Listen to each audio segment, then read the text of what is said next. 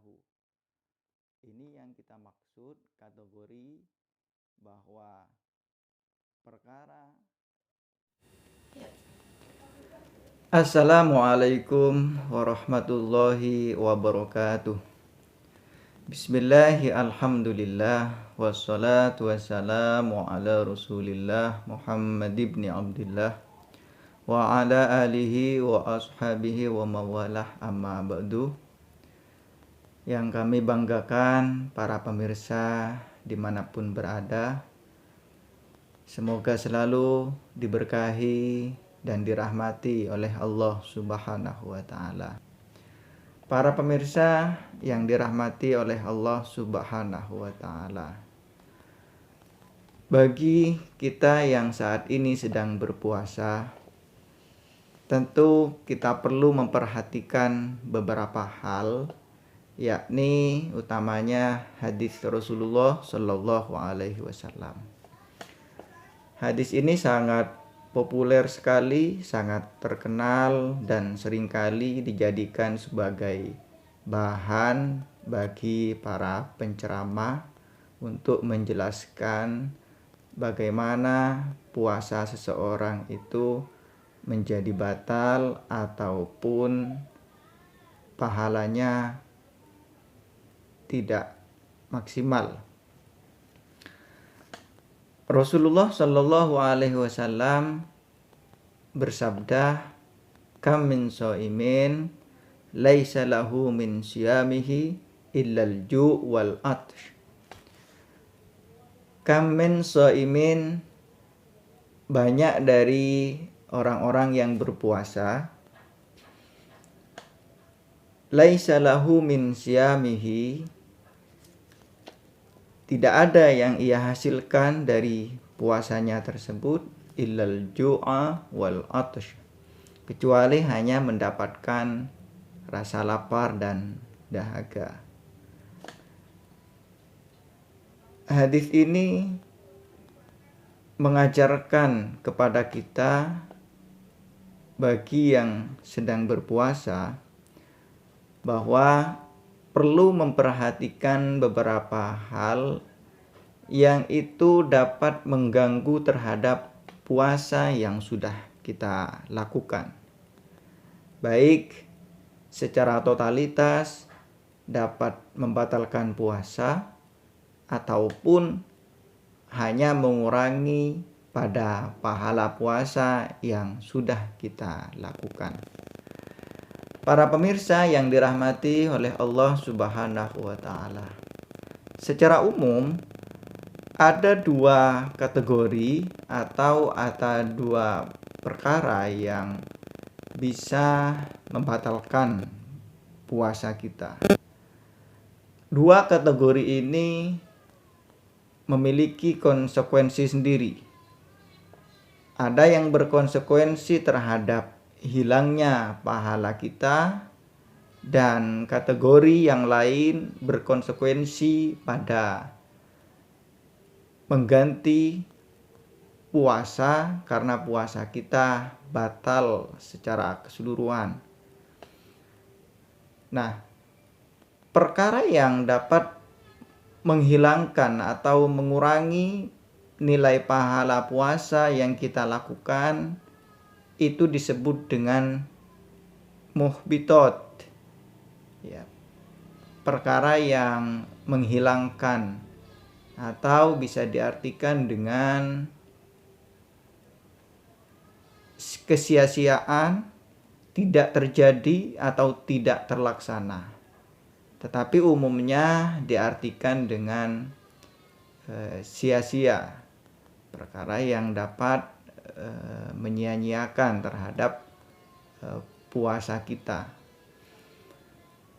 Muhbiton ini diambil dari bahasa Arab tentunya. Bisa dari lafadz ahbata yuhbitu ihbaton wa muhbaton fahuwa muhbitun. Ya. Kemudian dibuat sebagai nama bagi perkara-perkara yang bisa mengganggu terhadap pahala puasa yang kita lakukan. Apa saja yang masuk kategori muhbitot ini atau kategori yang bisa menghilangkan atau mengurangi nilai pahala berpuasa kita? Salah satunya adalah semisal kita melakukan ghibah, berbincang-bincang tentang sesuatu yang itu tidak disukai oleh orang lain, ataupun mengadu domba, memindah ucapan atau informasi yang dapat berpotensi menimbulkan fitnah, ataupun juga berbohong, memberikan informasi yang tidak sesuai dengan fakta. Perkara-perkara ini dapat menghilangkan pahala puasa kita, bahkan dapat mengurangi pahala-pahala puasa yang telah kita lakukan. Para pemirsa yang dirahmati oleh Allah Subhanahu wa Ta'ala, perlu diketahui bahwa anggota tubuh kita ini sebenarnya berpotensi untuk melakukan hal-hal yang dapat mengurangi pahala puasa kita. Begitu pula dengan mata kita, telinga kita, mulut kita. Kalau tidak benar-benar kita manage dengan baik, pasti tanpa sengaja kita melakukan hal-hal yang justru mengurangi pahala puasa kita. Mulut kita berbicara, kadang-kadang isi dari pembicaraannya ternyata memicu beberapa hal yang itu tidak diperbolehkan oleh syariah. Telinga kita seringkali mendengar hal-hal yang sebenarnya tidak diperbolehkan untuk kita dengarkan. Mata kita juga sama, seringkali melihat hal-hal yang tidak halal untuk kita lihat. Begitu pula dengan tangan kita, kaki kita, dan anggota tubuh kita yang lain. Kalau manfaat dari tubuh kita ini diarahkan pada hal-hal yang itu dapat mengurangi pahala puasa, maka hal tersebut masuk dalam kategori muhbitot, yaitu menyia-nyiakan terhadap pahala puasa kita.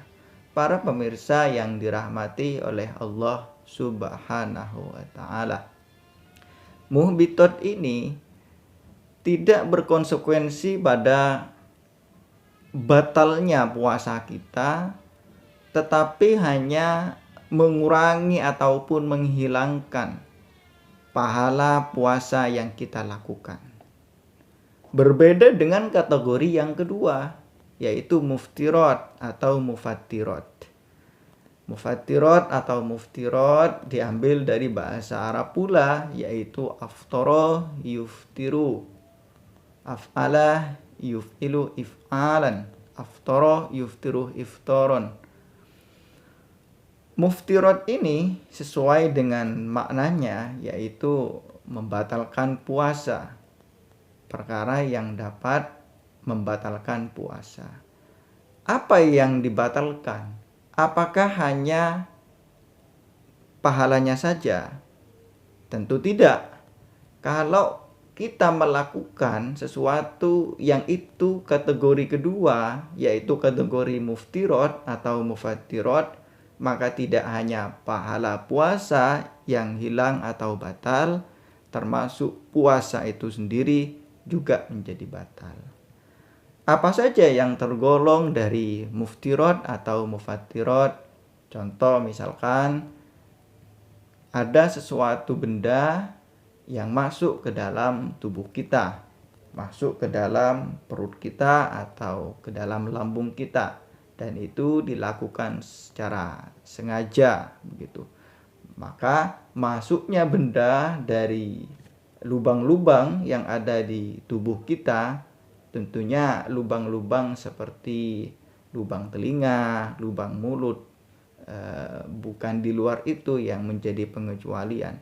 Masuk ke dalam perut kita, ke lambung kita, maka itu tergolong kepada muftirat. Artinya tidak hanya pahalanya saja yang batal, puasanya pun juga menjadi batal. Selain itu, ada pula muftirat untuk perempuan.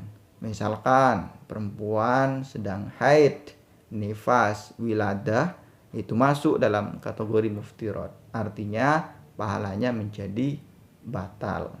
Selain itu, ada pula gila atau ayan, ataupun sedang keluar dari Islam, itu masuk dalam kategori muftirat, yaitu kategori yang dapat membatalkan puasa kita secara aini, secara zatnya, dan juga membatalkan pahala puasa. Namun konsekuensi dari kategori yang kedua ini berbeda dari yang pertama. Kalau yang pertama hanya membatalkan pahala, tetapi puasa kita tetap sah karena syarat-syaratnya terpenuhi, maka tidak berkonsekuensi terhadap mengganti puasa pada waktu-waktu yang lain. Tetapi untuk kategori yang kedua, karena puasa kita juga batal, pahalanya juga batal, maka pada waktu-waktu yang lain kita wajib untuk mengganti puasa kita. Nah, ini dua klasifikasi yang dapat membatalkan terhadap puasa kita. Satu tergolong muftirat, yang kedua muhbitat. Satu tergolong membatalkan puasa dan pahala puasa, dan satunya lagi hanya membatalkan terhadap pahala puasa kita. Para pemirsa yang dirahmati oleh Allah Subhanahu wa taala, mari kita berdoa untuk mengakhiri kajian kita ini. Semoga kita selalu diberikan kekuatan, kesehatan, sehingga bisa melaksanakan ibadah Ramadan secara maksimal. Mungkin ini yang bisa kita kaji dan kita sampaikan. Sekali lagi kami mohon maaf. Saya akhiri. Wassalamualaikum warahmatullahi wabarakatuh.